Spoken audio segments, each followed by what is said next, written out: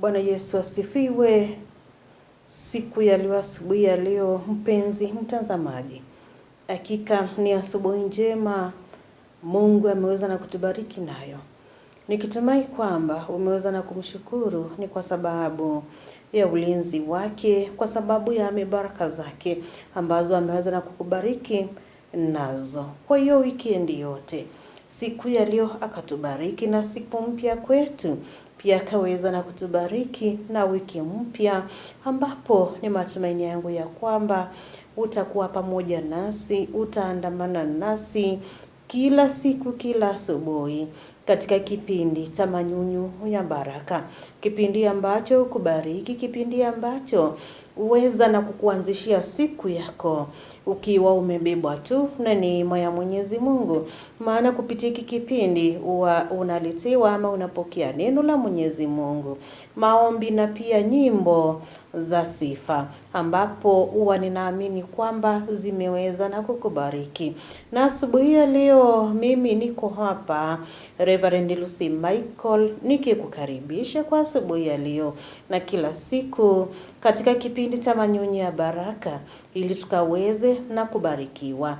Tutakuwa tunabarikiwa na mtumishi wa Mwenyezi Mungu ambaye ni Reverend Francis Namu kutoka kanisa la ABC Madhingau Yata Pastorate Machakos Sub-Headquarters. Nikitumai kwamba upo tayari kabisa ili ukaweza na kupokea mengi ambayo Mwenyezi Mungu ameweza na kumwandaa nayo ni kwa sababu yetu. Karibu.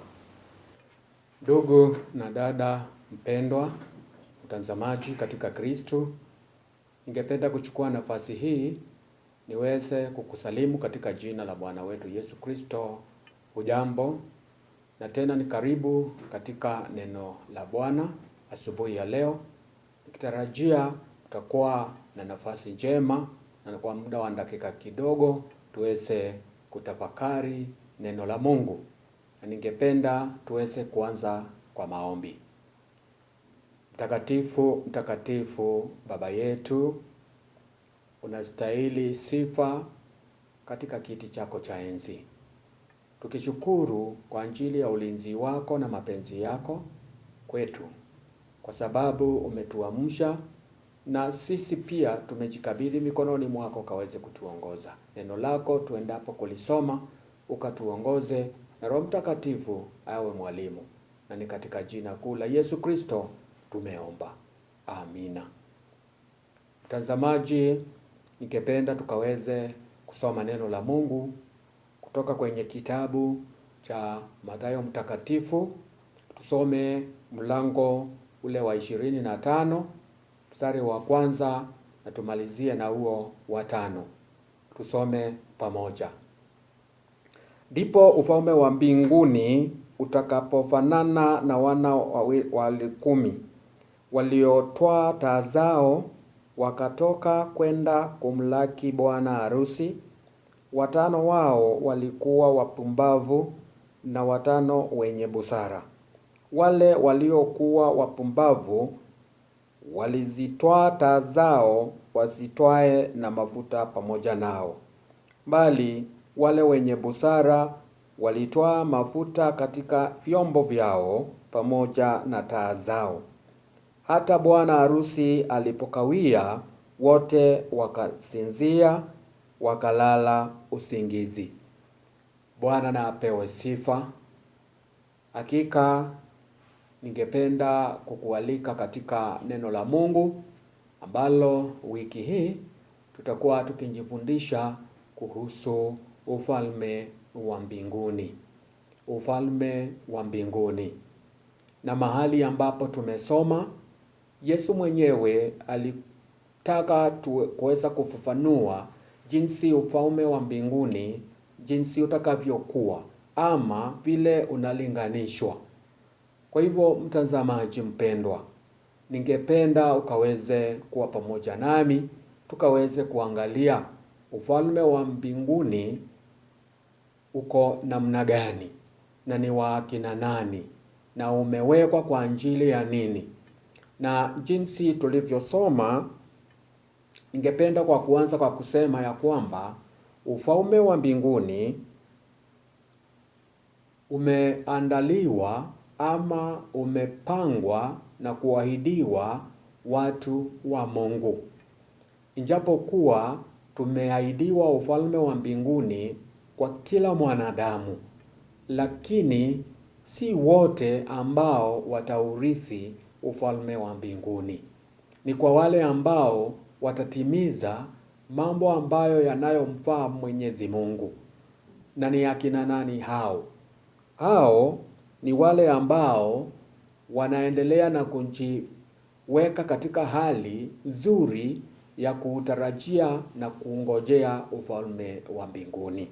Kwa hivyo ufalme huu wa mbinguni umeandaliwa kwa kila mmoja wa mwanadamu anayetaka, kwa sababu kama ni mapenzi ya Mungu, kila mmoja wetu angekuwa na nafasi ya kuurithi ufalme wa mbinguni. Lakini jinsi unjuavyo, kuna yale ambayo yanahitajika ili tukaweze kuingia katika huo ufalme wa mbinguni. Tunajua ya kwamba ama mahali tumesoma, Yesu alitoa mfano kwa bwana harusi na bibi harusi. Na tukaambiwa ya kwamba katika wale ambao walioalikwa walikuwa 5 wasichana wapumbavu na wengine 5 werefu. Na tukadhihirishiwa ya kwamba ufalme huu wa mbinguni unahitajika wale ambao ni werefu, wale ambao wanajiweka katika hali nzuri ya kugojea Bwana Yesu Kristo atakaporejea katika ulimwengu huu kuja kuwachukua wa Kristo. Kwa hivyo Kristo yeye ni bwana harusi, na sisi tu wale ambao wanajiandaa kuolewa na Kristo. Kwa hivyo sisi kama vile Biblia imesema na imetuangiza, tunafaa kuchagua kuwa watu werefu, kwa sababu sisi tunajua Kristo anakuja. Wale ambao wataurithi ufalme wa mbinguni ni wale ambao wanajua Kristo yuaja kuwachukua. Na kama Kristo atakuja kuwachukua, wanafaa kuzingatia na kufuata mambo ambayo ni muhimu aliyoyafundisha Kristo. Kwa hivyo ni wale ambao wanajua kuna Kristo ambaye ni mwokozi wa maisha yetu atarejea na kuja kutuchukua, kwa sababu mahali tunapoishi si mahali petu. Yesu alisema yuaenda kutuandalia makao, na atakapomaliza atakujia kanisa lake ili mahali atakapokuwa na hilo kanisa liwepo. Mtazamaji, ufalme wa mbinguni umeandaliwa kwa Wakristo, lakini kwa wale ambao watatimiza mambo kama hayo, ambayo jambo la kwanza nimesema ni wale ambao wanaelewa Kristo anakuja na wanajiandaa kama bibi harusi, wanajiweka kuwa hali safi katika mioyo yao, na wanafikiria kwa sababu anaweza kuja kila wakati. Wanapaswa kuwa wamejiandaa kama jinsi tumuonavyo bibi harusi akiwa yutayari. Kwa hivyo ufalme wa mbinguni umeandaliwa kwa wale ambao wanajua Kristo ni bwana harusi, na wale ambao sisi ni wa Kristo tu mabibi harusi. Na jinsi vile bibi harusi anajiweka, anajiandaa, tunafaa kujiandaa katika harusi hii ya Kristo ili akaweze kutufikisha kwenye ufalme wa mbinguni. Bwana asifiwe. Kuna jambo lingine, ni wale ambao wanajiweka kuwa katika hali ya utayari. Utayari wa aina gani? Utayari wa kutimiza maagizo yale Kristo alituachia ili tuweze kuyatimiza. Kwanza, ufalme wa mbinguni tutaingia kwa Injili ya wokovu. Kwa hivyo hatua ya kwanza ni kumpokea Kristo kuwa Bwana na Mwokozi wa maisha yake. Ukiwa umempokea Kristo kuwa Bwana na Mwokozi wa maisha yako, umechaguliwa kuwa bibi harusi. Na kama wewe ni bibi harusi, kama jinsi anavyojiandaa kungojea mume, na sisi tunafaa kujiweka katika hali ya utayari, kujitayarisha, kujipamba, mambo ambayo yanampendeza Kristo.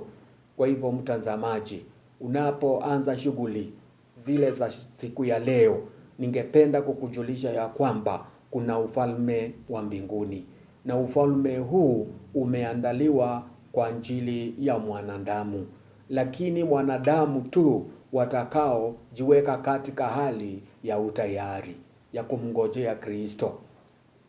Kwanza nimesema ni kumpokea huyo Kristo kuwa mwokozi wa maisha yake, na utakapomkaribisha kuna mambo mengi ambayo utajipamba kwayo na utajiandaa ili kama bibi harusi uweze ukamngojea ukiwa katika na hiyo hali ya utayari.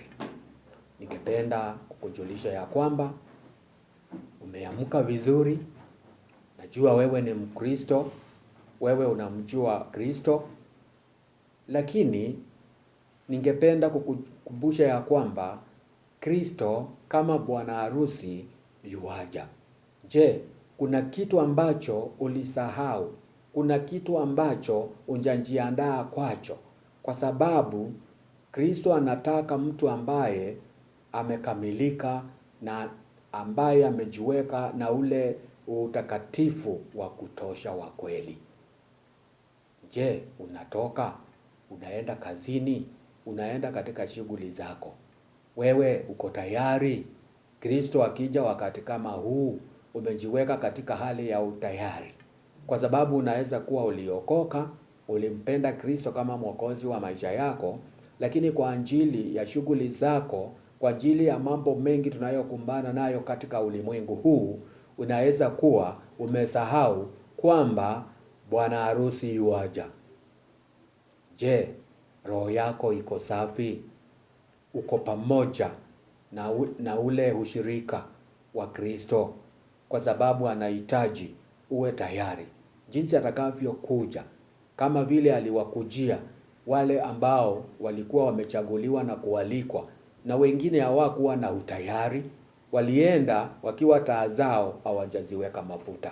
Na wale walikuwa na utayari, Bwana aliwapata wakiwa tayari na akaingia pamoja nao kwenye harusi. Hivyo ndivyo itakavyokuwa. Kristo atakapokuja, atapata wengine ndio walishaokoka, lakini hawakuwa tayari, wameingia katika mambo ya ulimwengu. Na baada ya kuja, watatupwa nje, watafungiwa.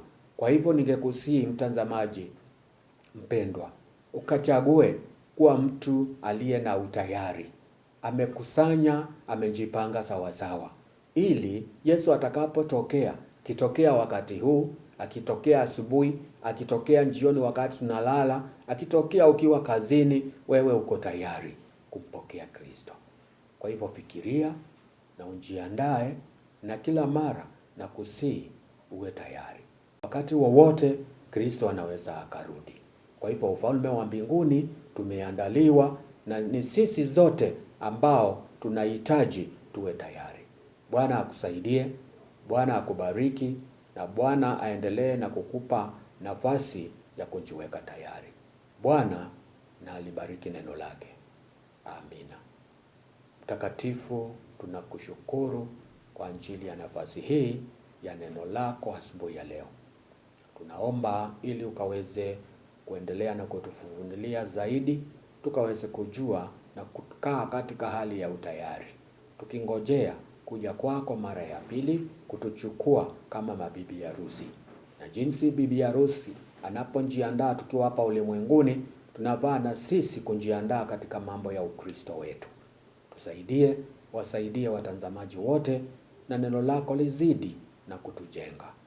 Katika jina kuu la Yesu Kristo Bwana wetu nimeomba. Amina. Kuwa tayari kwa ujio wa Bwana, maana hatujui siku wala saa.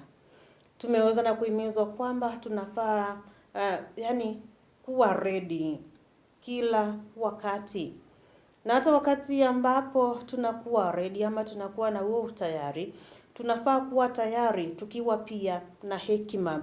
Tukiwa na hekima, tukiwa na uaminifu wakati ambapo tunamngojea Bwana kwa moyo ulioandaliwa. Yaani moyo ulioandaliwa. Sisi waumini, sisi wa Kristo tukae tukiwa tayari kila wakati.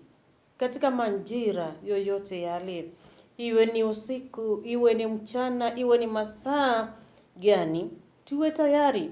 Kama vile ambavyo tumeweza na kuona hao mabikira wale ambao walikuwa na hekima, walikuwa na mafuta ambayo imeweza na kupita, walikuwa wamejiandaa. Maana ile walikuwa nayo, walikuwa wanajua kwamba inaweza ikaisha wakati wowote, na wakati ambapo itaweza na kuisha, kama yani bibi harusi hajaweza na kuingia mabwana harusi, itakuwa namna gani? So wakawa na hekima ya kujiandaa vilivyo kwa wakati unaofaa, kwa wakati usiofaa. Hivyo basi tukae tukiwa na utayari kwa wakati ambao unafaa, wakati haufai.